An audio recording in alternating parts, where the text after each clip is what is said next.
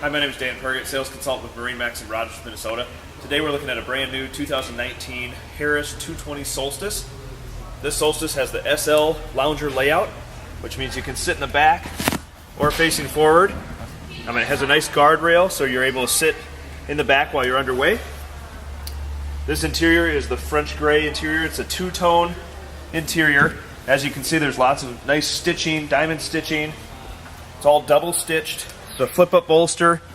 The entire boat is pillow top, which is really nice.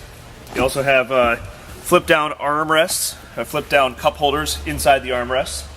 And it's just a gorgeous boat. This one has in-floor storage. It has rope lighting on the inside, which you can change the colors.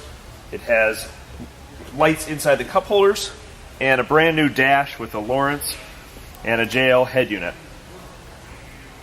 And again, I'm Dan Pergett, sales consultant with MarineMax in Rogers, Minnesota. Stop out.